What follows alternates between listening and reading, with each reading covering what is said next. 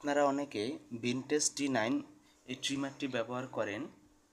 তো এই ট্রিমারটি ব্যবহার করতে গিয়ে অনেকে এই ব্লেডটা কীভাবে লাগাতে হয় এবং কিভাবে হচ্ছে যে ব্লেডটা বের করে নিয়ে আসতে হয় এটা অনেকে জানেন না। তো আজকে আমি এই ভিডিওতে দেখাবো কিভাবে এই ব্লেডটি সহজেই লাগানো যায় এবং কীভাবে খুব সহজেই খুলে ফেলা যায়। তো এখন আমি প্রথমে দেখাবো কিভাবে ব্লেডটি লাগাতে হয়।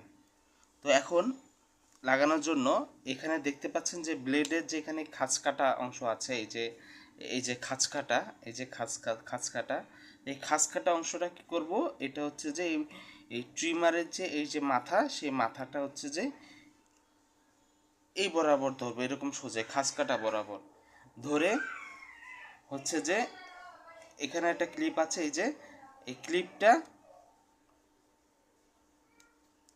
ক্লিপের এখানে ধরে হচ্ছে যে একটা এরকম জোরে হালকা চাপ দেব।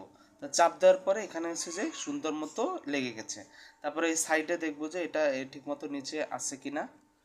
এই সাইডে দেখি, হ্যাঁ ঠিক আছে। তাহলে আমাদের এই ট্রিমারটা এই ব্লেডটা লাগানো হয়ে গিয়েছে। তো খুব সহজে আমরা ব্লেডটা লাগিয়ে ফেললাম। তো এখন আমি একটু চালিয়ে দেখি যে এটা এখানে চলে কি না। এই যে ট্রিমারটি চলছে, খুব সুন্দরভাবে ট্রিমারটি চলছে।